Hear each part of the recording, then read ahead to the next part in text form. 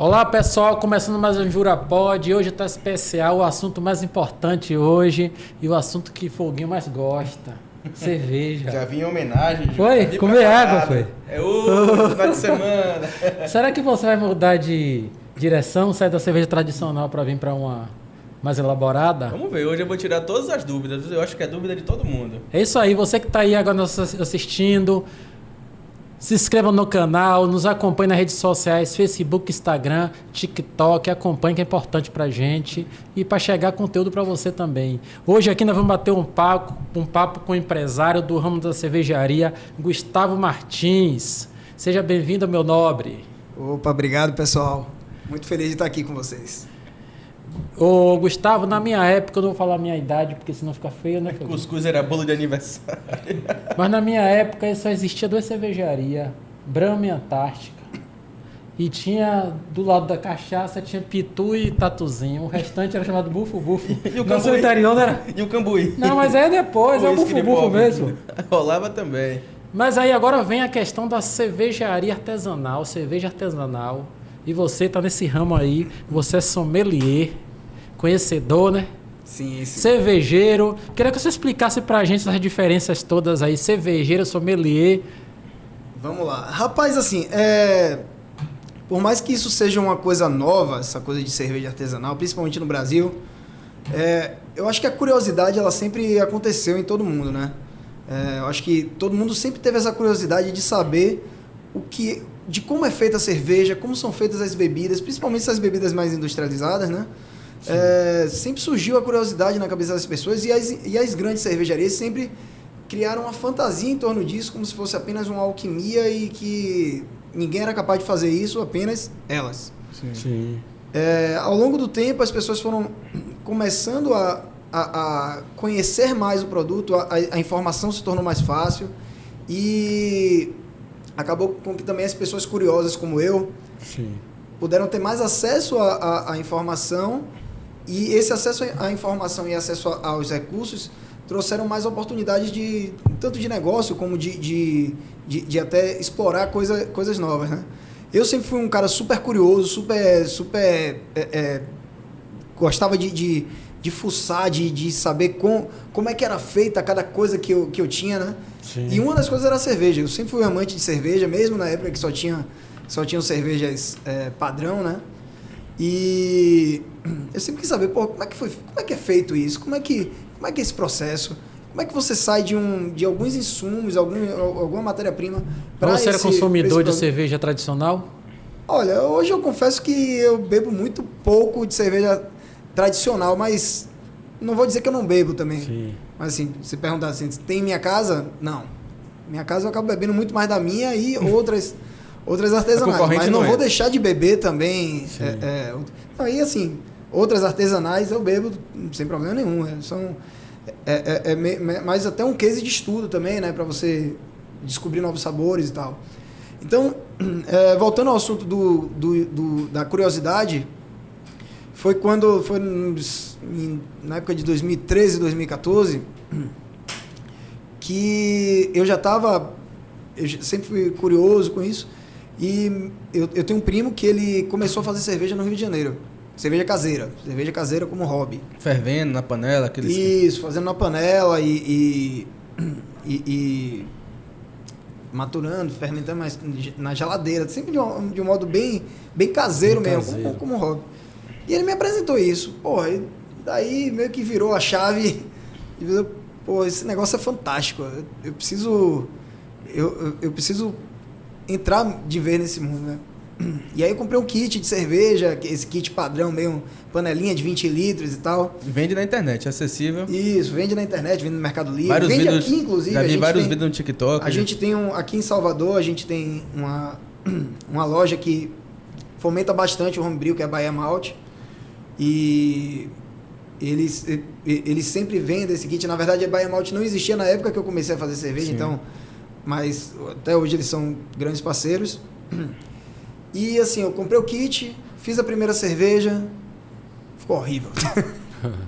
O pessoal chamava de arroto beer, foi a pior coisa do mundo. Ninguém conseguia beber, ficou intragável. Aí foi quando eu vi que também não era tão fácil assim. Não é... não é algo que você apenas... Não é um livro de receita que apenas você vai, faz aquele passo a passo e pronto. Não é tão assim. Você consegue até fazer uma cerveja razoável com passo a passo.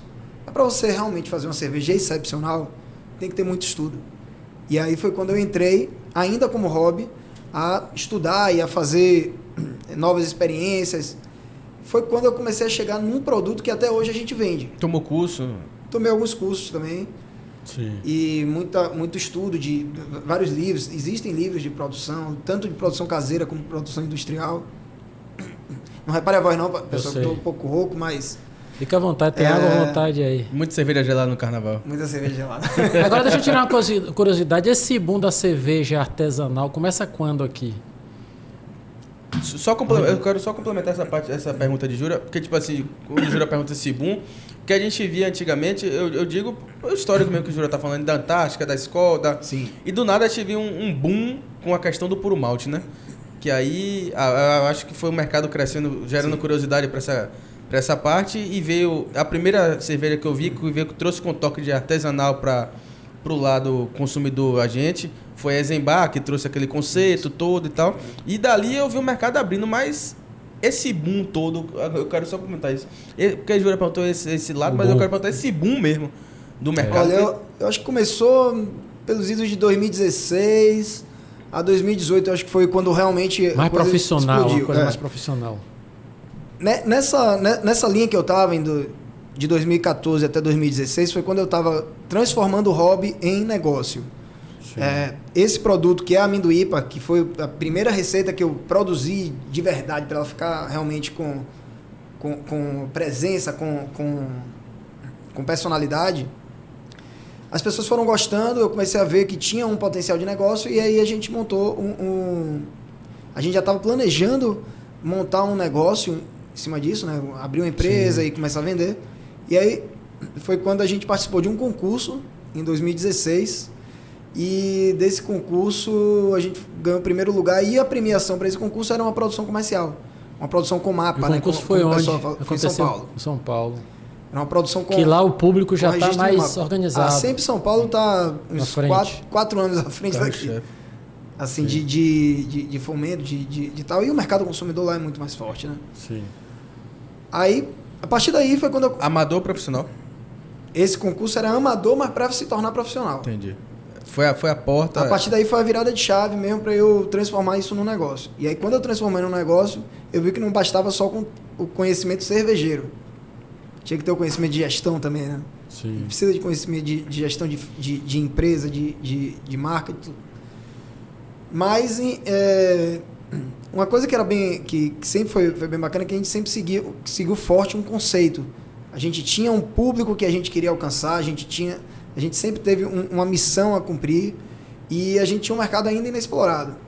Então foi isso que fez também, que ajudou com que a gente alcançasse o espaço que a gente tem hoje no mercado cervejeiro baiano. E aí foi aí que você criou a Mindobie? E aí a Mindobie eu já tinha criado desde cerveja caseira, em 2014, mas quando eu criei a marca de fato, com registro e tal, foi em 2016. Agora, e o nome Mindubia é o quê? Mindu vem de meu apelido. Entendi. Como eu falei, foi uma brincadeira, né? Então, pior que a brincadeira virou coisa séria. Mindobie. Mas o Mindu vem do meu apelido da época de faculdade, eu já tinha esse apelido. Muita gente até hoje me chama de Mindu, Minduim e tal. E aí fiz uma brincadeira, a brincadeira pegou e... E hoje tá aí uma mega cervejaria. E aí você, como você fala em faculdade, porque sua formação é outra. Minha formação é outra. Eu sou arquiteto de profissão. Que chave que virou. Tive um escritório de arquitetura até 2019, eu acho que foi 2019. E entre 2016 e 2019 eu ficava nessa vida dupla. Sim. Um pouco arquiteto, um pouco cervejeiro, um pouco arquiteto, um pouco cervejeiro. Foi quando em 2019 aí a gente decidiu realmente, passar a minha parte do escritório. Aí trouxe a Mindubia e aí passei a viver carreira solo como Mindubia até o final do ano passado, que aí a partir daí já teve investimento, aí entrou um novo sócio e a gente já está com uma estrutura maior. Sim. Aí você vem e monta uma empresa em Lauro de Freitas. E aí, a princípio não era em Lauro de Freitas, era em Salvador. Sim. Mas eu não tinha uma fábrica. Eu apenas terceirizava minhas produções. E tem 1 ano mais ou menos que a gente está com a fábrica. Aí foi quando... Eu tenho até uma curiosidade. Eu tenho um grande amigo meu que ele é um dos sócios do licor... Porra, me fugiu agora o que tem o urso de doce de leite. Que seja, eu esqueci agora o nome. Dom Luiz. Dom Luiz, isso. E aí, ele, justamente isso, quando você vem no rótulo, vem escrito de uma cidade baiana do interior, mas ele engarrafa esse licor em São Paulo. Sim. E manda pra cá. Tô até dando furo aqui. E agora você me falou essa questão de terceirização. Como é que funciona essa parte quando você terceirizava? Você mandava a receita pra lá? Isso. Em cervejaria, a gente chama de produção cigana. Cervejarias ciganas são as cervejarias que não têm fábrica. Isso acontece muito no mercado cervejeiro. Sim. Artesanal, principalmente, né? Você tem a sua marca, você tem a sua receita, você tem seu negócio em si de vendas, né, de distribuição, mas você não tem uma planta produtora, uma indústria. E aí você aluga, você meio que faz um contrato com uma cervejaria que tem a planta para que ela produza o seu produto. Entendi. E a questão de registro final? O registro é de quem engarrafa, de quem produz. De quem engarrafa e quem produz. Mas aí o custo também fica mais caro, porque você faz uma parte em um, faz parte em outro. Fica mais caro. Fica no coxa de retalho, né? Inclusive ele até na época me disse... E você perde um pouco o controle também, né? Sim. Porque queira ou não, assim, por mais que você vá lá todo dia, o controle não é... Mas em 2016 para cá você conseguiu centralizar na sua fábrica. É isso? Em 2021. Para 2022 foi quando a gente passou a ter fábrica. Então você faz Até tudo aqui? Então agora eu estou fazendo praticamente tudo aqui. Ainda tem um pouco de produção que é resquício do meu contrato que eu tenho de produção cigana. Sim. Que eu fazia em São Paulo. Todas as produções lá a gente faz distribuição, exportação inclusive, de alguns rótulos. E a maioria dos rótulos a gente faz aqui. Hoje. E a sua cervejaria, o Jamin do Beer, ela aberta a visitação? Como é que funciona? A gente, inclusive, tem um bar de fábrica. Sim. Bem bacana, aqui em Lauro de Freitas. Ele funciona de quarta a domingo. E lá você pode provar a gente tem 10 torneiras de chopp, mais garrafas, latas, tem petiscos também. Direto tem eventos. Então, quem quiser até acompanhar isso, tem o nosso Instagram do bar. Tem o Instagram da Mindubia Marca e tem o Instagram do bar. Sim. O do bar é mais voltado para as ações do bar, né? Que tem as atrações, bandas que vão rolar, alguns eventos, lançamentos de cerveja normalmente são lá. E o Instagram do bar é Mindubar. E o da Mindubia é Mindubier. Sim. B-I-E-R. E hoje essa fabricação? Gustavo hoje é o mestre cervejeiro da fábrica, é o que toca, é o que faz a orquestra? Eu sou meio que, assim, eu sommelier também para degustação. Eu cuido da parte de produção, mas não fico sozinho, lógico. Tem uma equipe também que me apoia bastante nisso. A gente tem um time que hoje está em torno de 10 pessoas, é um time bem bacana, é um time que veste a camisa com a gente. Eu sou muito feliz por isso, sou muito grato por isso. E na área de produção a gente sou eu e mais 2 pessoas. Tem a gerente de produção e tem o cervejeiro, que fica no dia a dia da produção mesmo, né? Eu fico mais no backstage, elaborando receita, coordenando também a produção, né? Vendo todos os parâmetros da produção, planejando novos lançamentos, planejando novos produtos, fazendo essa interligação entre a produção e o comercial. Entendi. Ligando também com o financeiro, fico mais nesse jogo de empresário, né? Quando a gente fala de cerveja tradicional, que tem Antártica Brahma, aquela gama de cerveja, quando a gente vai experimentar as cervejas, a gente vê que a diferenciação não é tão grande. Quem não tem costume de beber mesmo não consegue, às vezes, nem distinguir o que é Brahma, o que é Antártica, Sim. Entendeu? Mas no caso da cervejaria artesanal, como essa diferenciação, que eu estou vendo que tem vários produtores, muita gente produzindo. E tem aqui essa questão também. Nas cervejas tradicionais, eu estou fazendo um paralelo para quem está nos assistindo até entender. Tem a questão de o cara dizer, pô, não posso tomar tal cerveja porque me dá dor de cabeça, dá mais ressaca, não dá, tal. Eu consigo beber mais uma do que a outra. Você foi até do tem cara, essa... Tem gente que sente até dor de barriga com Então tem essa diferenciação. Isso para aquele cara que já é o cervejeiro mesmo, gosta de beber muito. Foguinho não gosta não, por isso que você não sente essas coisas. Eu amo. Por exemplo, eu mesmo, se eu beber aqui, para mim, se eu beber uma ou outra, não tem diferenciação, porque eu não sei distinguir. Sim. Como é que nesse meio do... A gente em cervejaria artesanal tem uma filosofia um pouco diferente das cervejarias de grande escala, né? A gente está preocupado com a experiência da pessoa. E a experiência não necessariamente é a gente entregar uma cerveja super amarga, super maracujá, super cheia de sabores. Não necessariamente. É a experiência. A experiência para cada momento. Então, se a pessoa quer beber uma cerveja leve, gelada, descompromissada, na beira da praia, a gente tem uma cerveja para entregar para ela. Se ela quer se o dia tá frio, ela quer beber uma cerveja mais licorosa, uma cerveja que aqueça, uma cerveja mais complexa, a gente também tem a cerveja para ela. Então, o brilho da cerveja artesanal, o que faz a cerveja artesanal, ela, não só a cerveja artesanal, mas as bebidas artesanais em geral, serem tão especiais, é esse leque que elas abrem. E isso torna, assim, esse meio muito mais especial. Quando você quer beber, por exemplo, a gente tem hoje a nossa cerveja de entrada, a Mindo Start, ela é uma American Lager, é uma cerveja simples, é uma cerveja fácil de beber, uma cerveja que tem pouca... Assim, o sabor dela não é nada pronunciado demais, o aroma não é nada pronunciado demais. Ela tem, inclusive, milho na receita, então, que a gente vai entrar até nesse americanizou, já entrou... A gente vai entrar nessa era porque... O puro malte não necessariamente é sinônimo de qualidade. É porque vende muito aquela questão do lúpulo e tal. Tem uma cerveja, aquela Brahma duplo, malte. Isso não então, necessariamente é sinônimo de qualidade. Então, assim, a qualidade, ela tá na forma que a gente produz desde o início ao fim. Então, a gente consegue criar uma cerveja de qualidade, porém uma cerveja simples e uma cerveja acessível. Sim.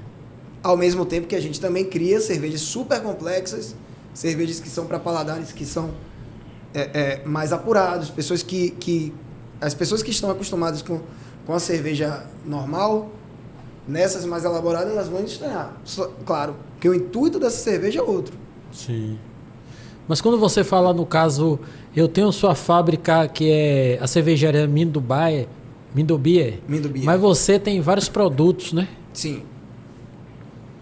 Isso, a gente tem desde a American Lager, tem a Pils, a Mindo Pils, inclusive, a gente tem grande orgulho dela porque ela foi premiada com a medalha de ouro no maior concurso de cerveja do mundo, no ano passado. Sim. Isso é um motivo de orgulho para todo o mercado cervejeiro baiano. A gente tem uma American IPA, que foi, inclusive, a primeira receita da gente. Esse concurso que você falou aconteceu onde? Esse aí? Em Blumenau. Sim. Inclusive vai ter a próxima edição agora, a semana que vem. E é uma cidade que pratica bastante a questão do... É alemã brasileira. É um concurso brasileiro, mas ele é o maior concurso de cerveja independente do mundo. No Blumenau, o mercado lá é bastante promissor para cerveja. Tem o Oktoberfest, tem tudo isso, né? Aí vai ter agora o Festival Brasileiro da Cerveja. Mas até essa questão que você falou que gera curiosidade, né? A diferença da Pilsen para American Lager, para IPA, para cerveja de trigo, para... Eu acho que é essa curiosidade que você a gente... Você é sommelier de cerveja, né? Eu não, eu sou curioso. Começa curioso. Assim, não, mas eu digo assim... Começa assim, eu digo assim, essas diferenças que... Eu digo porque eu sou curioso, eu vou, bebo, experimento, busco e tal. Tipo, pra mim, já uma cerveja com uma cerveja de trigo não é uma cerveja pra eu sentar ali e assistir um jogo de futebol e ficar comendo água, não é. Ela já é mais, eu já me sinto mais pesado, mais com sabor. Uma cerveja mesmo artesanal não é uma cerveja que eu vou sentar pra justamente... Mas é que eu digo. Já não sinto mais... Mas é que eu digo, a cerveja artesanal, quem diz que não gosta de cerveja artesanal é porque não encontrou a cerveja artesanal que te agrade. Não, eu gosto. Agora é o que eu tô lhe falando. Sim. Eu ainda não encontrei uma que eu sente pra lavar, como se diz no português. Vou chamar pro Mindubá pra você. Vou chegar lá. Vou chegar... Não, aí eu pegando esse entendimento de Gabriel aí, você tem uma cerveja pro cara chegar lá e você quer beber muito ou você tem uma? Sim. Mas você quer um cara que só quer tomar uma e está satisfeito. É outro... Tenho cerveja para todo tipo de todo momento, todo bebedor, todo gosto. Então, assim, você consegue... Quem fala que não gosta de cerveja artesanal, na verdade, não encontrou ainda a cerveja artesanal que te agrade. Isso daí não quer dizer que a pessoa vai beber uma cerveja cheia de gosto de maracujá, uma cerveja amarga, uma cerveja complexa, nada disso. Existem cervejas mais ácidas que lembram drinks, existem cervejas que lembram vinhos, existem cervejas que lembram as cervejas comuns, muitas vezes pelo preço ou mesmo ou até mais barato. Existem cervejas que são as amargas e com gosto de maracujá de verdade. Existem cervejas mais licorosas, existem cervejas que têm gosto de whisky, de uma série de... Então, você tem um leque tão grande que, a partir do momento que você começa a entrar nesse mundo, você não sai mais.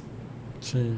Você não sai mais, porque, com certeza, você vai gostar de algum estilo. Com certeza. Você vê esse crescimento forte eu digo porque São Paulo é um eixo, né, fora da curva, mas Sim. eu digo pro lado do Nordeste, você vê esse crescimento em pompa total de consumo? Tem crescido bastante. Ainda está bem aquém do Sul e Sudeste, porque, principalmente o Sul, né? O Sul tem uma cultura já dos imigrantes que já tinham essa ligação, né? Aqui no Nordeste você ainda não está tão forte quanto lá. Você ainda não tem isso na cultura das pessoas. Sim. É um desafio que a gente, como cervejaria, está fazendo. É um desafio que a gente tá enfrentando. Mas a gente percebe a cada dia um acesso maior das pessoas. Em prateleira, mercado. Eu digo porque em Mindubias, a gente hoje em mercado, a gente consegue... Supermercado a gente não trabalha ainda. Por quê? Nossos produtos não são pasteurizados.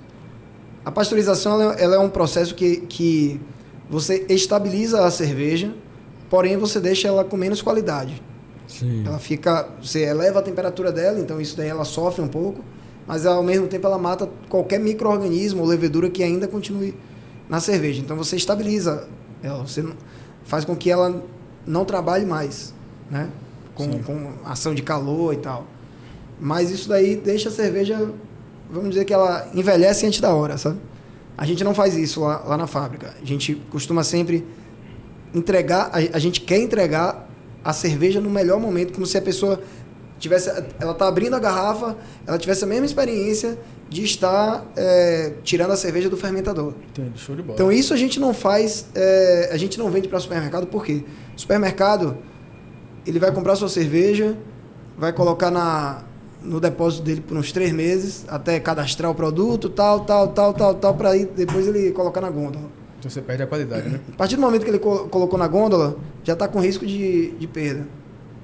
Quando você fala isso, no caso, a cerveja artesanal tem menos durabilidade do que uma cerveja comum? Não necessariamente. Se ela for armazenada no formato correto, ou então se ela for pasteurizada, mas aí cabe a cada um, Sim. Ela vai ter a mesma durabilidade ou até mais. São vários fatores que definem a durabilidade de uma cerveja. Teu alcoólico, amargor, que o lúpulo ele é um conservante, a própria pasteurização então, ou não, se você o não estilo pasteuriza, dela. ela continua, vamos supor, aquelas como as leveduras ali, né, vão continuar trabalhando? Sim. Dentro da garrafa? Se tiver levedura, sim. Dentro da garrafa? Sim. Poxa. Se tiver levedura e tiver uma temperatura que favoreça isso, sim. Mas até tradicional, às vezes, dependendo do transporte onde ela está armazenada, ela tem alteração. Toda cerveja sofre, isso é fato. Cerveja é inimiga de oxigênio, temperatura e luz. Sim. Tem 3 inimigos na cerveja. Se você fizer o máximo para não expor ela a esses 3 agentes, você vai ter uma durabilidade muito maior. Então é isso que a gente faz lá na cervejaria. A gente busca ao máximo qualidade. Se a gente está buscando ao máximo qualidade, eu não posso fazer, depois que eu invaso, entregar a cerveja de qualquer forma. Entendi. É um compromisso que eu tenho com o consumidor final. Uma cerveja premium, então, é isso. Então é isso que a gente faz questão de, pelo menos, fomentar. A gente vende em alguns outros mercados menores. Por exemplo, uma sem pepe a gente vende. Uma sem pepe a gente sabe que a cerveja vai chegar lá, ela vai direto para a gôndola. Ela não vai ter um tempo muito menor para isso. Então a gente já rastreou isso e a gente já sabe que isso daí acontece. Sim. Então é uma coisa que a gente faz. A partir do momento que a gente vai vendo oportunidades de mercado que consiga entregar a cerveja na mesma qualidade que a gente quer entregar para o consumidor no nosso bar, então a gente consegue entregar. Fecha a parceria. Isso, a gente fecha Aí a parceria. você sai daquele experimento lá de 2013, 2014, da panela de 20 litros e tal, e montou. Você tá doido pra comprar uma, né, meu Deus? Eu já tô pensando no Happy Hour de Ele tem na casa... Sabe o que ele tem na casa dele? O Ari, sabe o que ele tem na casa dele? Ele tem uma armação lá de tela que ele bota uma carne lá pra fazer carne do sol. E tem uma cervejeira dentro de casa. Foi engraçado que a gente passou de 20 litros para 9 mil. É isso que eu ia falar com você, queria saber. Que você... Mudou um pouquinho. Mindubi, aí você vem e faz uma estrutura maior, em galpões. Fale pra gente aí sobre essa mudança sua e esse desafio. Eu já, assim, não foi uma mudança da noite pro dia, né? De você mudar de 20 litros para 9 mil. Eu já estava com a produção de aproximadamente, ainda como cigano, já estava com a produção de aproximadamente 4 mil, 5 mil litros mês. E aí a gente passou para a fábrica. E na fábrica a gente teve também um incremento de comercial, de atuação comercial. Com a fábrica também proporcionou com que a gente pudesse elaborar rótulos mais leves com um custo mais baixo, né? E aí isso faz com que a gente consiga entrar em mercados de cervejas mais massivas e elevou nosso volume de vendas, isso é fato, e nosso volume de produção também. Mas quando a gente observa a questão da cerveja artesanal, eu observo dois aspectos. Um, que você na cerveja tradicional, o cara no comércio em si, o cara disse, pô, vou vender ali 20 grades, 50 grades, 40 grades e tal. Quando eu venho para o artesanal, eu vejo que o produto é mais elaborado, tem uma garrafa mais bonita, tem um rótulo mais bonito, mais apresentável. Então, essa questão do mercado, do fazer, do produzir e da venda, como é que está esse mercado aí para a gente entender? Olha, o mercado ele passa altos e baixos. Sim. Você tem uma oscilação, a gente já conhece até as oscilações do mercado ao longo do ano, salvo algumas situações. A pandemia, por exemplo, prejudicou muito. A pandemia foi um fator bem marcante. E o pós-pandemia, ele está numa situação ainda assim, tipo, a gente está chegando provavelmente a alguma crise econômica. E isso daí gera um motivo de preocupação, porque a gente já percebe que as pessoas não têm o mesmo poder de compra de antes da pandemia, né? Não tem mais aquela mesma força de adquirir os produtos e tal. Agora isso daí também faz com que a gente tenha que se reinventar, pensar em outros formatos de negócio, pensar em outras formas de o consumidor ter acesso a isso. É a velha coisa do empresário, né? O empresário ter que se virar nos 30 para se adaptar. A gente tem inflação que a cada dia os insumos, embalagens, tudo vai aumentando de preço, e aí a gente já fica, porra, e agora? E na pandemia teve uma crise de vidro, não foi? Pra garrafa. Continua? Sumiu as garrafas. Continua. Eu soube que até plástico bolha e papelão também sumiram. A gente tem uma oscilação em embalagens. Embalagem, para mim, é o pior, o setor mais instável que existe. Porque a gente já veio de garrafa em 2020, garrafa custava... 2021, na verdade, a garrafa custava cerca de R$1,30, R$1,40. Hoje está passando de R$2,60. Isso reflete também no seu preço final, né? Quase o dobro do preço, sendo que a inflação ela chegou ao dobro. Sim. Nesse tempo, não. Então isso reflete muito no preço final. Só que ao mesmo tempo a gente não consegue aumentar tanto o preço final quanto os fornecedores aumentam. E isso reflete num estreitamento do lucro, né? Sim. Será que o caminho da cerveja... Isso eu estou olhando porque a cerveja, para vir competir para uma grande cervejaria, fica difícil. Fica. Mas eu digo assim, será que o caminho da cervejaria artesanal não vai ser igual a um vinho? Porque um vinho, o cara chega no bar, toma 2 garrafas ali e diz, top, tá bem. Comeu, tomou 2 garrafas, já está contente. A cerveja artesanal, será que vai por esse caminho? Olha, existe aquele slogan do beba menos, beba melhor. Sim.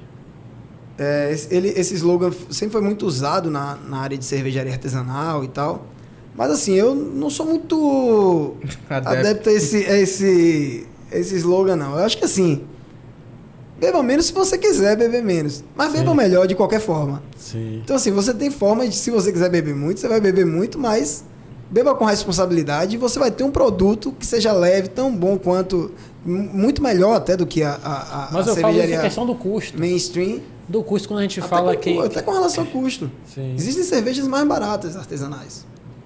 Nossa cerveja mesmo de entrada, a Mindustart, ela bate fácil com o preço de chopp Brahma, Sim. qualquer esses outros chopps. Tá acessível no mercado. Tá, assim. A gente consegue... Nova experiência o cara pode ter com consumo certeza. baixo. Nossa Pilsen, o que mais acontece é a gente ganhar orçamento em aniversário, em festa, porque ela fica mais barata do que a Heineken.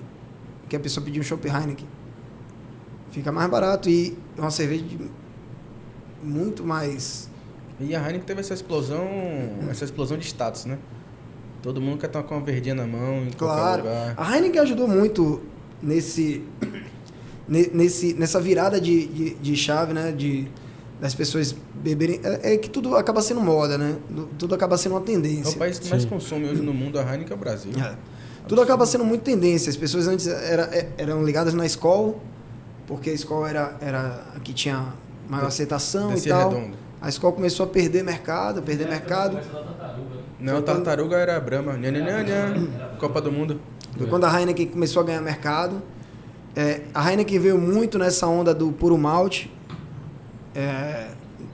que eu vou chamar aqui de puro marketing, não por causa da Heineken só, mas por causa De outros. das cervejarias em geral, as grandes e até as artesanais.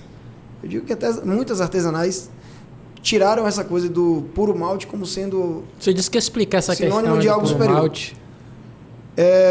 Explicando sobre isso, você tem uma cerveja com milho ou sem milho, com arroz ou sem arroz, não necessariamente quer dizer que ela tenha qualidade ou não. Por quê? A cerveja ela é feita de água, grãos, lúpulo, levedura. E às vezes algumas outras Que esse coisas. grão pode ser o milho ou... Esses grãos já foram de tudo. Pô, eu vejo até em alguns rótulos cereais não maltados. Isso. Cereais não maltados. É porque assim, hoje a gente utiliza basicamente uma grande parte da cerveja, ela tem que ser feita de malte de cevada. Na verdade, pela legislação atual, até pode ser feita uma cerveja completamente sem malte de cevada, com outro malte. Mas assim, uma grande parte da cerveja acaba sendo feita com malte de cevada. A cerveja que ela é feita puro malte, ela é feita com 100% malte. O malte é uma modificação do grão para que ele tenha uma maior quantidade de açúcares e pode ter alguma modificação de, às vezes, deixar com um aroma diferente e tal. Mas, normalmente, o malte é mais caro do que o grão cru, né? Sim. E aí a cerveja você pode fazer, por exemplo, você pode fazer uma parte com malte, outra parte com cereais não maltados, que pode ser milho, pode ser arroz. Esse grão pode que ser vai dar sorgo. diferenciação do sabor ou do... O grão ele pode ter uma diferenciação do sabor, mas sempre é muito sutil. Porque normalmente, por exemplo, o milho para você perceber um gosto de milho na cerveja, você tem que estar com Mas a muito coloração, tudo isso é o grão que dá ou... Não, vamos supor aqui, o milho. Sim. A Mindustart, que é uma cerveja que eu faço com 30% de milho. Ela tem grist de milho, que é como se fosse o flocão de milho, né? Sim. O intuito dessa cerveja, lógico, que tem um pouco de economia, para economizar, mas não é só economia. O milho, ele deixa a cerveja mais leve. Ele não deixa ela tão encorpada, não deixa tão pesada. Sim. Então, eu deixo a cerveja mais leve, ela tem o intuito de o cara beber no sol, ela realmente gelada, bem gelada, para que ela se refresque. É uma cerveja leve. O intuito dela é esse. Então, por isso que eu digo assim... Hoje, quanto mais leve a cerveja, é para sol, tal... normalmente a regra acaba sendo essa. Então, assim, você tem uma cerveja com milho, mas ela foi... Mas qual é o diferencial? Aí que está o diferencial. Essa cerveja a gente tira do fermentador, coloca no barril ou na garrafa, deixa refrigerada a maior parte do tempo, entrega para o consumidor na mesma qualidade que ela saiu do tanque de fermentação. Então ela não vai sofrer nenhuma ação de sol, de calor, de nada. Então a pessoa vai beber a cerveja no melhor momento dela. Qual é a diferença? Que aí é o motivo de outras... De ter sido criado essa coisa, não, que o puro malte é melhor. Sim. Foi apenas uma coisa que as pessoas as cervejarias já estavam vendo que tinham que inventar alguma forma de dizer que... Movimentar o mercado. Que a cerveja delas era melhor do que a cerveja que tinha outros cereais. Pronto, foram para o caminho mais curto. Quer dizer, não, a minha só tem malte. Eu particularmente tenho uma cerveja... você fala assim, gosto de milho, tal cereal... Eu sinto muito isso. Tem uma cerveja americana que eu não gosto, mas que eu sinto muito gosto nela nisso. Pra mim não tem diferença nenhuma se você botar ela do lado de uma Skol, de uma qualquer outra marca, que... Posso até estar falando besteira, mas tipo assim, a Budweiser, eu vou te falar a marca. É uma cerveja que eu não gosto. Eu sinto muito gosto dela de cereal. Não sei se é porque os americanos adoram isso. Até nos whiskies e tal, no Jack Daniels, eles gostam muito de milho, soja. Eu já sinto o gosto e não gosto daquela cerveja. Entendi. Eu acho que é uma questão de perfil sensorial mesmo dela. Paladar. Tem pessoas que gostam, tem pessoas que não gostam, mas não necessariamente é esse fato dela ser dessa forma que torna ela boa ou ruim, entendeu? Não, eu tô falando pro mais meu uma paladar. característica, Eu conheço sim. muita gente que gosta, mas Pois pro é. meu paladar mesmo eu não... É mais uma característica mesmo. Uma Mas não deixa de característica beber, da não. cerveja. Beba ela também. Se tiver. Mas eu tô falando assim, dessa sensibilidade de gosto, de sentir. Sim. Que nem original e tal. Eu tô falando porque eu fico naquela tecla. Agora eu queria lhe perguntar uma coisa. Você falou de coisas que fizeram alavancar o mercado de cerveja. Mas é aquela questão da Belo Horizontina, da cervejaria, que teve aquelas mortes e tal, fez também o mercado dar uma balançada? Claro. Isso daí prejudicou, de certa forma, o mercado. É complicado porque, assim, acaba que as pessoas generalizam a situação que foi particular. Sim. Isso poderia ter ocorrido em qualquer outra qualquer outra indústria de alimentos. Foi uma falha pontual. Porque aquilo ali foi justamente... Você falou foi a pasteurização, não foi que... Não. Não? Ali foi um produto usado para fazer o resfriamento dos tanques e da cerveja, né? Quando ela passa da fervura para a fermentação. Esse produto, ele era um produto altamente tóxico. E esse produto acabou, por acidente, passando da camisa do tanque de fermentação para a cerveja. E aí ocorreu a fatalidade. Sim. Depois disso, o que é que aconteceu? Mudaram algumas leis, mudaram algumas posturas de órgãos regulamentadores. Hoje a gente recebe visita todo ano do Ministério da Agricultura e a gente precisa fornecer nota fiscal da compra do fluido refrigerante, que não pode mais ser esse. Era o monoetileno glicol e o dietileno glicol. Esses daí são tóxicos, eles são usados muito em indústria petrolífera até e tal. No ramo de cerveja, se tudo corresse bem, não ia ter problema nenhum, você podia usar eles sem problema. Só que acidentes podem acontecer. Sim. O normal é não haver contato do fluido refrigerante com a cerveja. Não deve haver. Se houver, é por causa de algum acidente que foi o que ocorreu. Só que, infelizmente, esse acidente gerou consequências graves.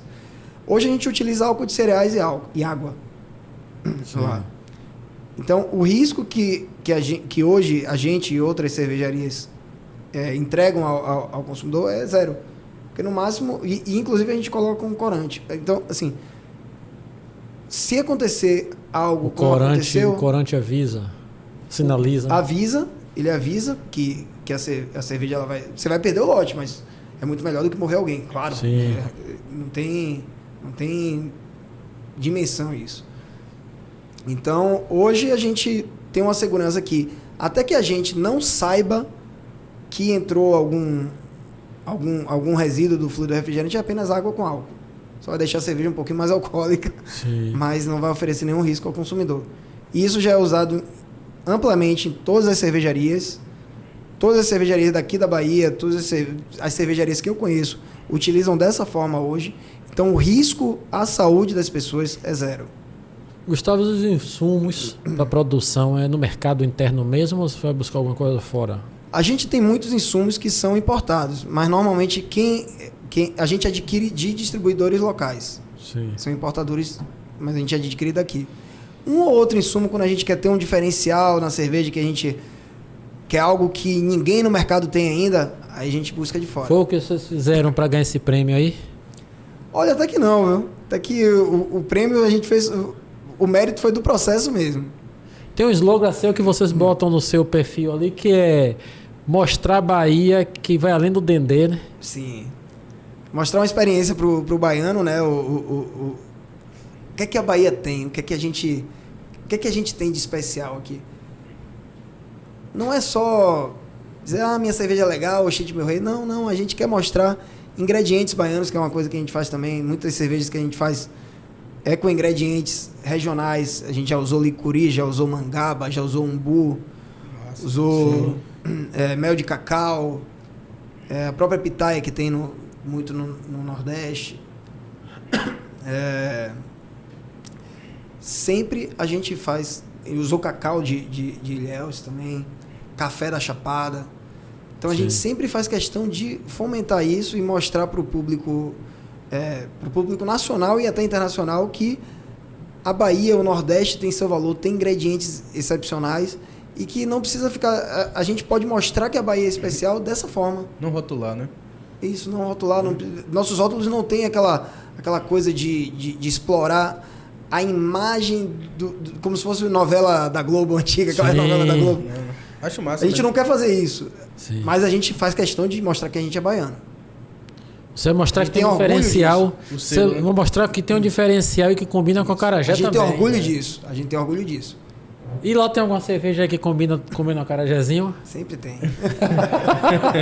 Meu rap na sexta-feira vai ser lá. Sempre tem. E eu acho legal você estar falando porque, tipo, a gente tem aqui na Bahia, a gente tem vinícolas hoje aqui na Bahia e tal, mas que... Que tá ganhando prêmios também. Absurdamente. A gente tem um café de Piatã, como ele falou ali, que também é Maravilhoso. premiado. Não, a gente tá vendo muitas coisas. A Bahia aparecendo no cenário. A gente tem a hamburgueria ali, o Bravo, que ganhou como o melhor hambúrguer. Então a gente tem hoje um gin que é de cacau, produzido também aqui na Bahia. Então o mercado hoje... A gente tem um gin premiado mundialmente.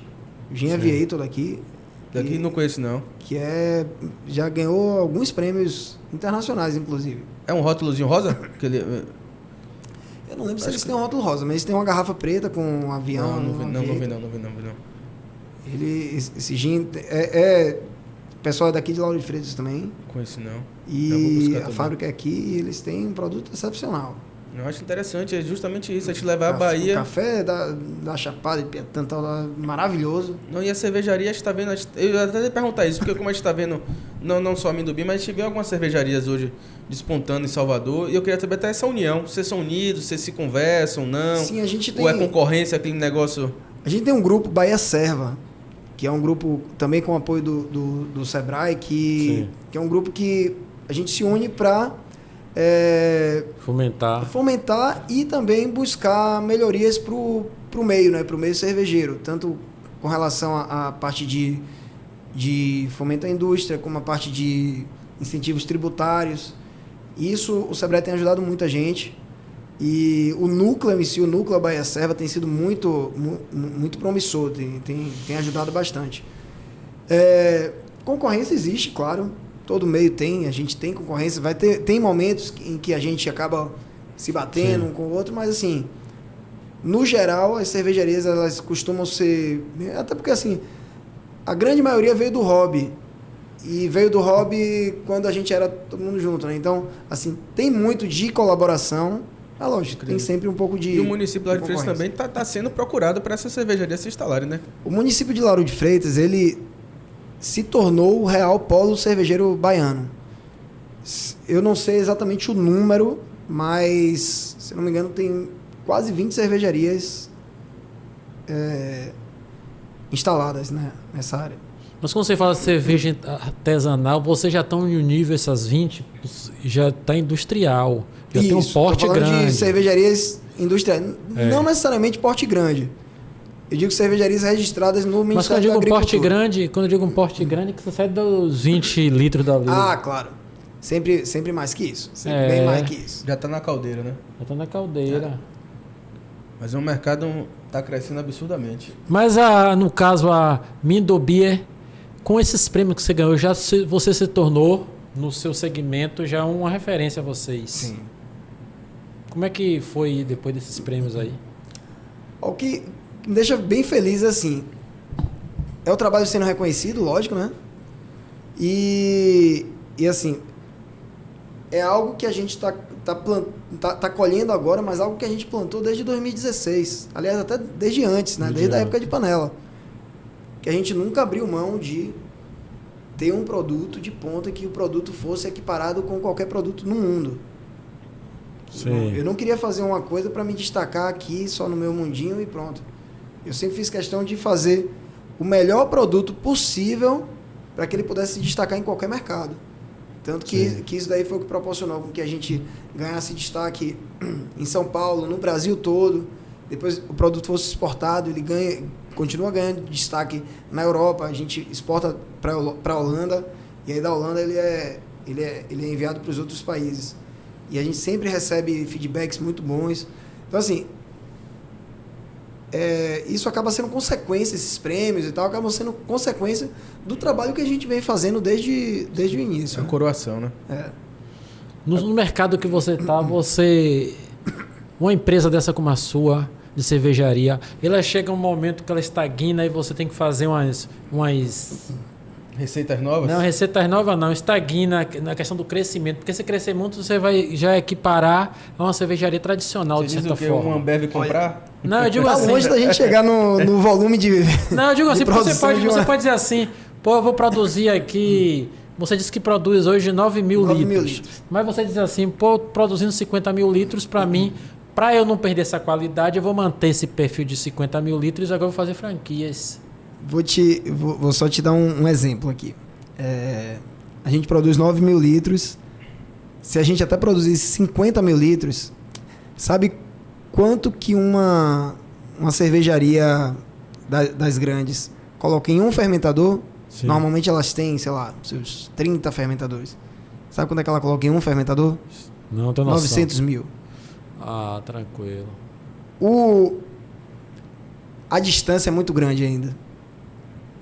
E aí, então, assim, tipo, é um horizonte que talvez a gente nem queira alcançar. Mas eu digo assim, o interesse de uma cervejaria dessa grande da Ambev até se interessar pelo produto. Pode acontecer, porque a Ambev faz isso. Pode existir, mas eles nunca vão querer adquirir uma cervejaria como a nossa para criar o mesmo produto deles.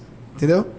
Eles vão querer para explorar o que a gente já faz. Entendi. Isso é interessante. Eu digo até e aí vai ser com volume menor mesmo. Eu digo, mas quando você me fala que você diz assim, a gente tem essa preocupação com o nosso produto, de ir para o mercado, a questão do armazenamento, a questão de chegar na gôndola imediatamente. Então, talvez se você cresce muito, você vai cair nesse caminho inevitável. Inevitável. Uma colorada. Infelizmente. É algo que ou vai ser extremamente custoso, e aí pode não ser viável. Ou talvez com o tempo vocês criam uma nova técnica que vocês facilite. Não perca a qualidade. É um desafio grande, viu? É um desafio grande. Quanto mais você vai crescer na escala, mais difícil vai ser de você cuidar do seu produto, né? Depois que ele sai da linha de produção. Isso é sempre um desafio grande. E para quem já está sendo hoje até, é muito mais difícil do que na época dos 20 litros. E para você que vê seu filho ali, você nunca quer deixar... Eu já vi até o filme do rapaz da Heineken e tal, que era a briga dele dessa expansão, né? Sim. Que ele queria manter ali, mas não queria expandir para não perder a qualidade.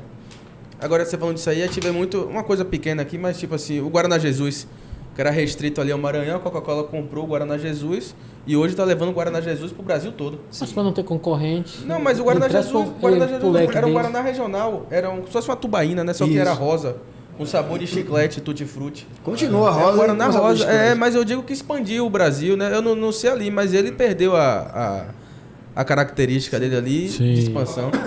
Comprou. E hoje está no Brasil todo aí. E a relação desse intercâmbio de você sair daqui para visitar outras fábricas, o pessoal vir para cá, já começa... Acontece demais isso. Acontece demais. Nesse meio cervejeiro existe uma coisa que se chama receita colaborativa. A gente faz bastante isso. Que é uma parceria que a gente faz com outras cervejarias, ou daqui da Bahia, ou de outros estados, ou até de outro país. E a gente cria receitas que são em parceria. Sim. E essas receitas têm compartilhamento de ideias, têm compartilhamento de experiências. e sempre criam produtos excepcionais para o consumidor. Sim. Né? Eu gosto bastante disso, eu sou um adepto a esse modelo. Já fiz diversas collabs, Collab, o formato que a gente chama, né? Collabs. Já fiz diversas e continuo fazendo. Inclusive, a gente lançou um agora, pouquíssimo tempo. Lançamos no domingo agora a Nordeste Breakfast Stout, que é uma collab com outra cervejaria daqui da Bahia, Bar do Cervejaria. E ela é uma cerveja super complexa, uma cerveja bem encorpada, mas que ao mesmo tempo a gente brinca dizendo que é uma cerveja de café da manhã. Não é isso, não. Sim. Mas pro lançamento a gente fez um café da manhã. Mas com esse nome na aí, fábrica. com esse nome que é batizado aí, quando o cara chegar a falar esse nome, o cara já tá... A cerveja só tem 13,5% de álcool. Só, né? 13. Só. 13,5 no café da manhã, o cara tá bem. E encheu a casa. Já tá acima até Encheu a casa, encheu o vinho do bar. Falando nisso, uma curiosidade minha aqui. Eu já vi gente tomar cerveja tradicional quente e gostar de tomar quente do que pegar do engradado e tomar. E disse, pra mim tá beleza. Gente que já veio do sul que eu conheço. Sim. O cara disse, não, eu gosto de cerveja assim, quente mesmo. Então, o gosto vai de todos os... A cervejaria, quando eu falo artesanal, também existe essa questão de temperatura lá, de eu Sim. ter uma cerveja mais... Sim, eu acho que tem temperatura ideal para cada cerveja. A regra básica é cervejas mais leves são mais geladas, cervejas mais encorpadas são mais quentes. A regra básica é essa. Acaba sendo a mesma regra do vinho, por exemplo. Vinhos brancos e rosé são temperatura mais gelada, vinhos mais complexos, vinhos mais encorpados, Malbec e tal, são vinhos que você pode beber numa temperatura um pouco maior.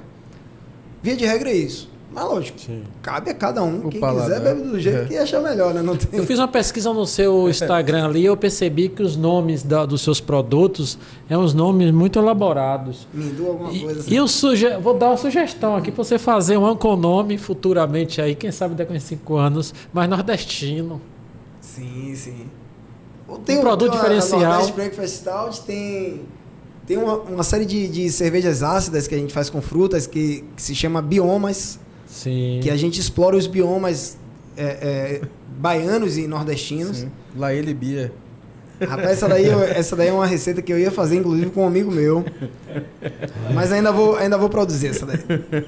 Agora, Gustavo, como é sentar? Porque a gente já bateu um papo uma vez aqui com o Tênis, que é compositor, com outros que estiveram aqui que compõem música e tal. E como é você parar para fazer uma receita de cerveja? Porque não é receita de bolo.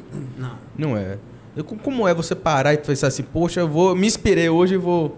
Toda cerveja ela parte de um conceito e, lógico, tem um pouco de tendência de mercado, tem um pouco do que é que você tem de disponibilidade de insumos, o que é que você tem de novidade de insumos, o que é que você tem de processos de inovação mais modernos e tal. Então eu vou reunindo todo esse conhecimento e aí eu vou pensando em como é que eu vou fazer, o que é que eu quero entregar para o consumidor, o que é que eu quero entregar. Por exemplo, nessa Nordeste Breakfast Stout, foi engraçado essa cerveja. A gente criou antes um conceito para ela. O conceito é um cangaceiro que foi parar no Velho Oeste americano. Sim. Pô, como é que a gente vai fazer uma cerveja desse jeito? Lampião batendo Um lá. lampião. Então, o que a gente pensou? Pô, vamos criar alguma conexão entre Estados Unidos e Bahia e Nordeste. né? E- Quase um tchan, né? Pois é. Qual foi o resultado dela? Ela é uma Imperial Stout, que é uma cerveja bem encorpada, bem escura, bem Sim. complexa. E ela tem adição de melado de cana e café maturado em barril de bourbon. Quase um uísque. O café, que tem muito na Chapada, Sim. melaço de cana, que a gente mais usa, né? Bastante. Queijo coalho e tal. E tem a complexidade dos barris de bourbon, que o pessoal tirou o bourbon, invasou o bourbon e você adiciona o café nele. E ele gera um sabor magnífico. Então essa cerveja a gente criou dessa forma. Essa foi uma das ideias. Teve uma outra cerveja que foi a que a gente fez o aniversário de 6 anos da Mindu Beer. Nessa cerveja eu queria mostrar todas as técnicas de lupulagem mais modernas. nos últimos anos tiveram diversos estudos, diversos artigos que mostraram como você potencializar o aroma vindo do lúpulo. Esses aromas mais cítricos, mais frutados e tal. Então essa cerveja fez com que a gente fez todos os processos de produção modernos que muitas cervejarias no Brasil todo não usam ainda, nem conhecem, pra gente colocar nessa cerveja. E lógico, a gente tomou partido disso e fez o marketing em cima disso. Tem outra cerveja, Teology, que foi quando começaram os estudos sobre tióis, que são compostos aromáticos também na cerveja. A gente fez uma cerveja só focada nisso. Tudo isso patenteado, né? A gente tem a receita, mas a receita em si é complexo, né? É muito complexo você patentear uma receita. A gente tem as marcas são patenteadas, mas a receita em si Minha cara, quando você faz uma receita dessa, você faz temporal, justamente porque você tem o artesanal, você tem aquela brincadeira, você diz, não, vou fazer essa receita, eu vou engarrafar, vou fazer o que tiver e vou produzir ela para o aniversário da sua empresa. Sim. Aí você disse assim, não, depois eu vou engavetar isso aqui, não vou produzir essa mais não. Vou gente criar uma outra. A gente tem isso. Ou então o mercado não aceitou. O comercial me aperta toda hora com isso. É difícil o mercado não aceitar os produtos da Amendobi. A gente tem uma certa... Tá vendo? Levantei a bola pra ele Ganhou 2 prêmios. Já garanti meu happy hour, viu, Ari? Ganhou 2 prêmios. Eu joguei a bola aqui e fiquei esperando. Mas assim, existem alguns produtos que mesmo dando muito certo, a gente já tem, a gente é bem rígido assim, quando a gente cria um produto como sazonal, e tem alguns produtos de linha e outros sazonais. Tem 4 rótulos de linha que estão sempre na casa. E tem outros que são sazonais, que a gente sempre vai criando, mas terminou o lote, acabou. Sim. Pode ser que ano que vem, ou daqui a 6 meses, tal, a gente faça de novo, ou não. Mas você guarda uma caixa lá para ficar exclusiva, quando envelhecer. Você acaba bebendo essas horas? Bebe muito? Olha... Até durante o trabalho, durante a semana, lá... A gente bebe muito, pelo menos eu digo assim, no meu caso particular.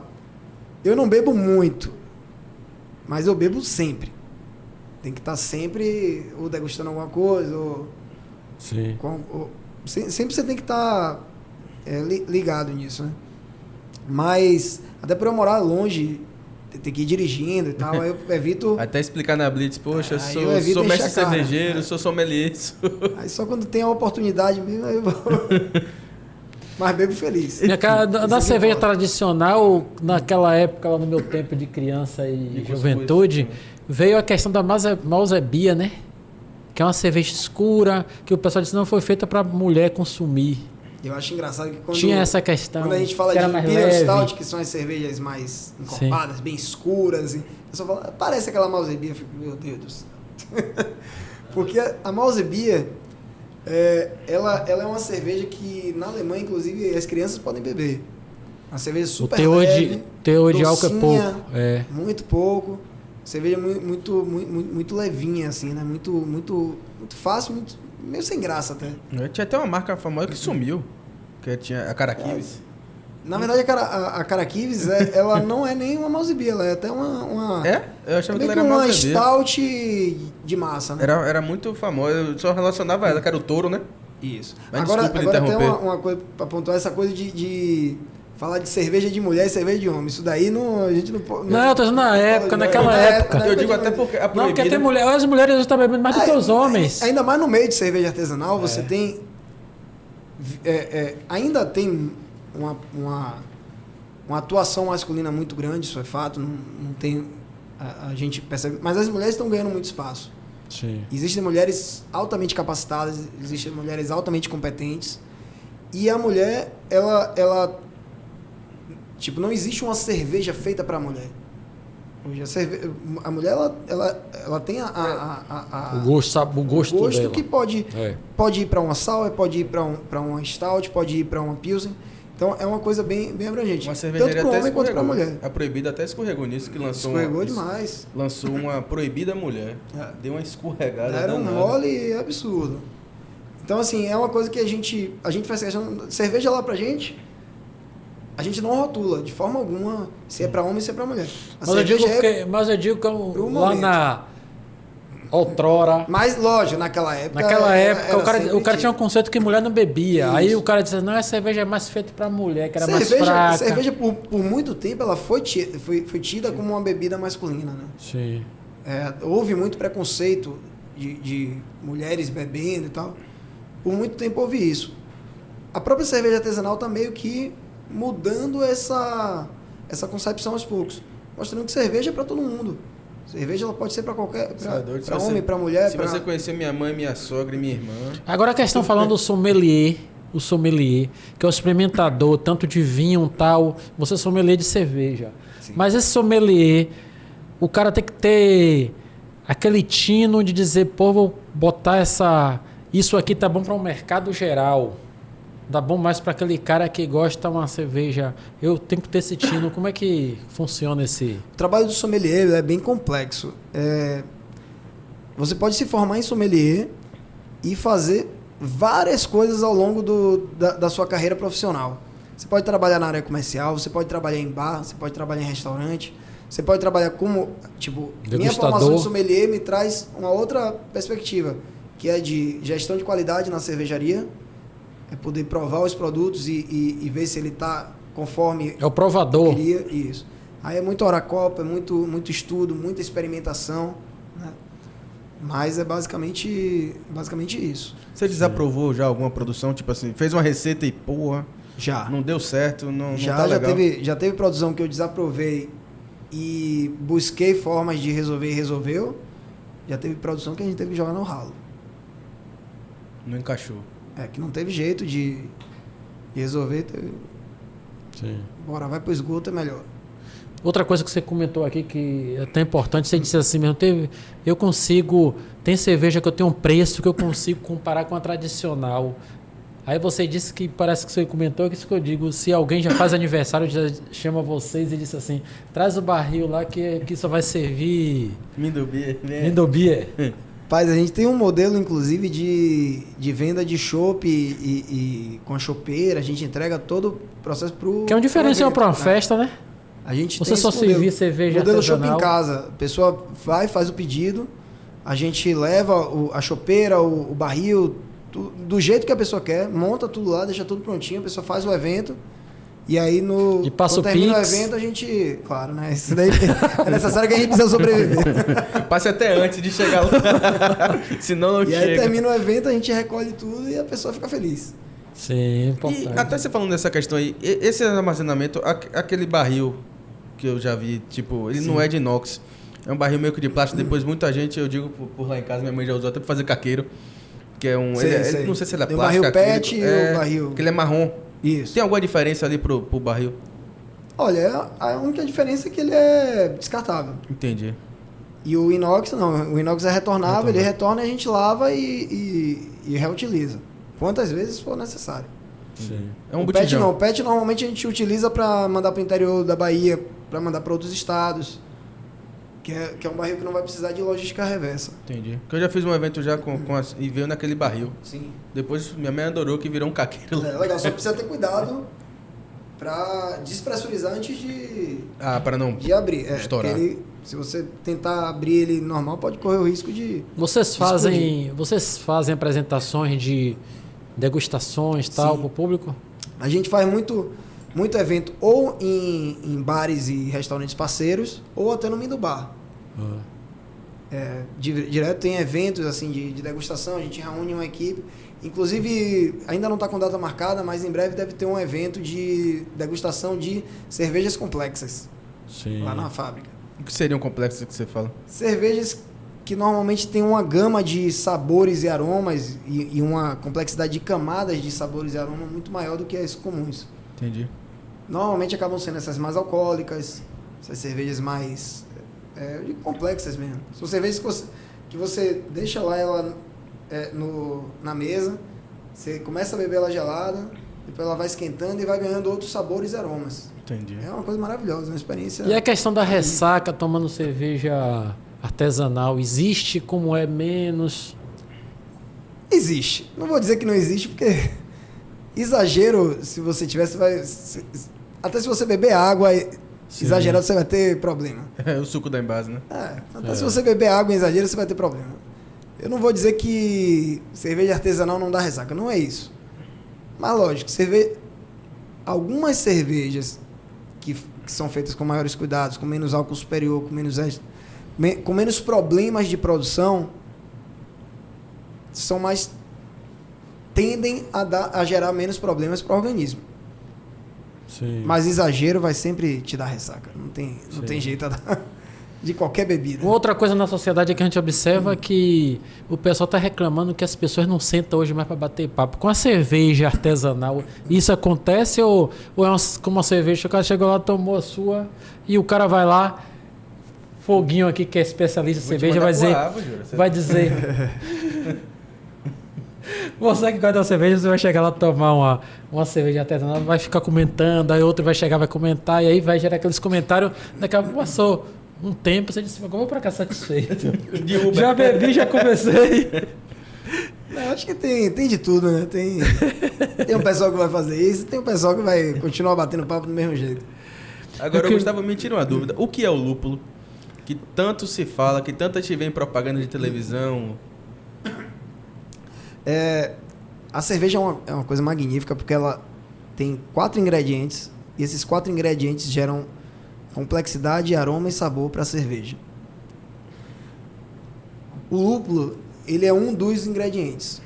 Ele é uma planta, na verdade o que a gente usa faz parte da flor, e essa flor ela tem compostos aromáticos que são compostos tanto de aroma quanto de amargor, que geram propriedades na cerveja que dão uma das características da cerveja, né? Que são normalmente de sabores mais cítricos, condimentados, frutados, terrosos.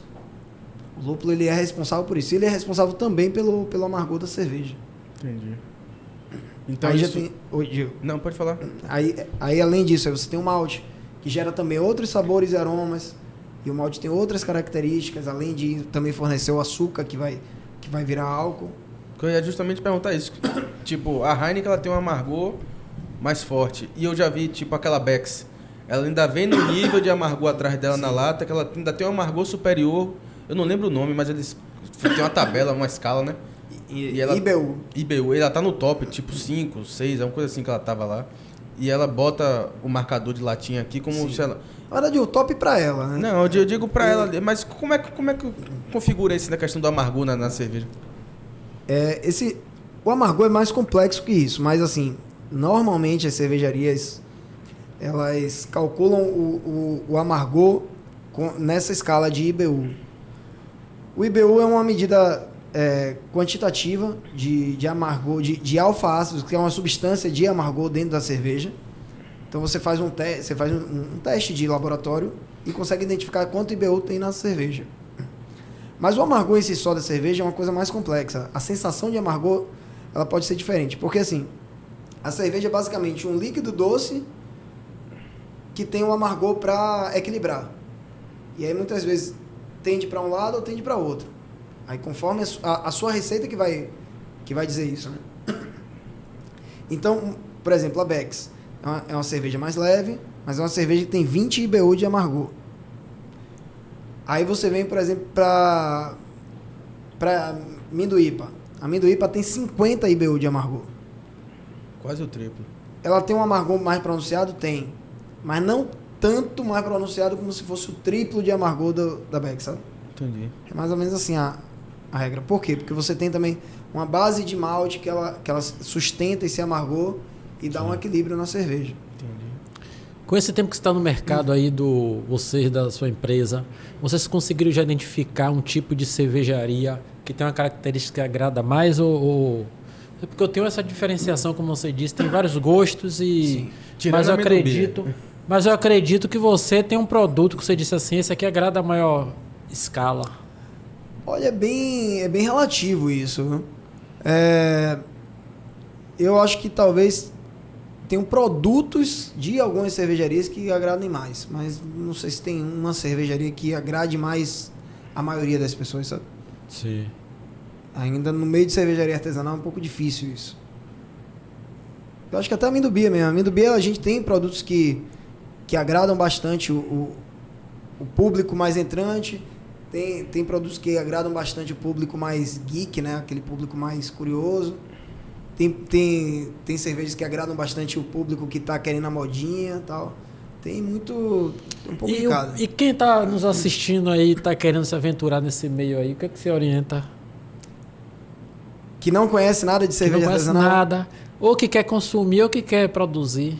Ó, em primeiro lugar, se quiser ir para lá pro Minho do Bar, de quarta a sábado, já é um bom caminho. Porque assim, a gente tem nosso gerente que vai Sim, praticamente orientar. entregar os melhores produtos e entregar a melhor experiência para a pessoa. Existem alguns cursos de degustação e tal, de introdução à cerveja artesanal, que eu acho que pode ser interessante. Tem muita coisa. Eu acho que também o caminho pode ser começar a provar cervejas diferentes. Começar, talvez, um outro caminho bom também existem alguns clubes de assinatura de cerveja que você paga uma mensalidade e você recebe 2, 3 cervejas por mês. E aí Mas se eu pensar em um clube físico, lá de vocês. Minho do Bar. Se quiser ir para um bar e conhecer um leque de cervejas, com certeza pode ir lá. Ganhador de 2 prêmios. Não só 2, tem... Peraí, acho que tem... 6 ou 7... Não, 6 ou 7 prêmios. 6 ou 7 prêmios. Mas o mais importante acaba sendo... Agora, Os a dois. experiência lá no Minho do Bar é direto do cilindro, né? Que essa cerveja vem, como é que funciona? A gente tem 10 torneiras que saem... Que assim, a gente invasa do tanque de fermentação para o barril, que leva já direto para a torneira. Entendi. Sim. Tem a diferença do chopp para cerveja engarrafada? Lá na Mindubia, não. Entendi. E outra dúvida, eu ouço muito isso. Não gosto de cerveja de lata, só gosto de cerveja de garrafa. Há realmente uma diferença entre lata e a garrafa pro gosto da cerveja? Não é para ter. Se há, pode haver. Mas não é para haver. O que é que acontece? O material da garrafa é um material completamente inerte, né? Você não vai ter ação do líquido com a garrafa. Ao mesmo tempo, você tem a garrafa, por mais que ela seja aquela garrafa âmbar, ela não é completamente opaca. Então, isso daí faz com que a luz penetre. Entendi. A vedação da tampa também, ela não é 100%. Então, pode haver algum contato de oxigênio lá. Então, você não tem, nem com garrafa, nem com lata, você tem um ambiente extremamente protegido. A lata você já tem maior condutividade térmica, então ela vai gelar mais rápido, mas também vai esquentar mais rápido, e se o sol bater, ela vai sofrer mais do que a garrafa. Ao mesmo tempo, ela é opaca e ela protege melhor contra o oxigênio. Será que não é a técnica de embalar, tanto a lata quanto possivelmente, né? É isso. Você tem vantagens e desvantagens nos dois processos, né? O que eu vejo a maior vantagem da lata, e é por isso que eu sou um adepto da lata, principalmente para o meio artesanal, é logística e reciclabilidade. Sim. O alumínio é infinitamente reciclável e tem um índice de reciclabilidade muito maior do que a garrafa. Isso daí é uma vantagem absurda. E a outra vantagem é principalmente a logística. Tanto de armazenamento quanto de transporte, você tem muito mais facilidade com isso. Ao mesmo tempo, a garrafa... Se você pegar uma lata e uma garrafa e você armazenar nas mesmas condições, da melhor forma possível, armazenar frio, com todo cuidado, você vai ter o mesmo produto. Você não vai ter nenhum problema. Por quê? Assim como a garrafa, a lata também ela tem um revestimento por dentro dela que faz com que você não tenha contato do líquido com o alumínio. Então você tem 2 produtos assim que são excepcionais, mas lógico, alguns têm vantagens, outros têm desvantagens. Muito do que acontece aqui acaba sendo um pouco de preconceito. Eu acredito que muito também vem do carnaval. O carnaval fica aquela coisa de todo mundo bebendo lata. As cervejarias produzem mais rápido e quem vende as latas acaba deixando no sol, faz tudo de qualquer jeito. Mesmo. Então acho que sofre um pouquinho com isso. Entendi. Mas do nosso lado, assim... Gustavo, a gente tá chegando no final do nosso Jurapod aí. Eu queria que você repetisse aí o convite que você fez do Mindo Beer pra gente ir lá no bar. Sexta-feira. Mindo Bar. Eu tô pensando aqui, a gente com esses microfones falando lá. Já Convida o tá pessoal de novo, repita aí pra gente de quarta os horários, tudo certinho. Vou convidar todo mundo de novo. A gente tem uma cervejaria em Lauro de Freitas. Essa cervejaria ela tem um bar de fábrica que fica no mesmo local. Esse bar de fábrica ele é aberto de quarta a sábado, das 17 às 22 horas, sendo que sexta e sábado a gente prolonga um pouco mais. E no domingo a gente ainda tem um dia de pit stop de retirada de growler. Growler são aquelas garrafinhas que você tira direto do chopp. E aí as pessoas podem parar e pegam o growler e levam para a praia, fazem qualquer coisa. Ao longo dos dias a gente tem diversas atividades e tal. Por exemplo, quarta-feira a gente tem visita guiada à fábrica. Isso é uma coisa bem interessante, que a gente explica todos os processos de produção e a pessoa depois ainda pode consumir lá os produtos. Show de bola. Alguns dias na semana a gente tem banda, então o espaço é bastante agradável. Vocês podem ver no nosso Instagram, Mindo Bar. É isso que eu queria que repetisse aí.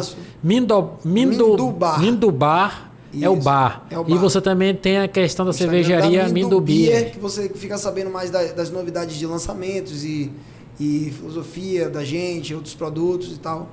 E o do Mindo Bar já são das atrações que vão ter no bar, os rótulos que vão estar servidos, petiscos, parceiros que estejam lá. Sim. Então sempre tem alguma coisa nova. É algo que você vai ter a experiência que a gente quer proporcionar para todo o público com as cervejas da Mindo Beer. É justamente o que a gente consegue materializar no bar. Sim, bem intimista, né? Bem intimista. Show de bola. Parabéns Obrigado, por tudo. pessoal. Queria te agradecer aqui sua presença. O homem cervejeiro falou até de rótulo aí, meu. Sexta-feira eu vou lá. Com E eu certeza, queria fica todo aproveitar e mundo mandar um convidado. abraço também para um amigo nosso em comum, Antônio Nascimento, o famoso aí Toninho. Valeu, Toninho, grande tamo parceiro. junto. Esse também gosta de cerveja. Viu? Aí gosta, aí não Esse gosta pouco ama. não. Valeu, Gustavo. Você que ficou nos assistindo até agora, tchau, até o próximo Jurapod. Valeu, galera. Não E esqueça de aqui, ativar o sininho, hein? comer água. Tamo junto. Sexta-feira, Mundo Beer, viu? Tamo colado. Tchau, até o próximo Jurapod.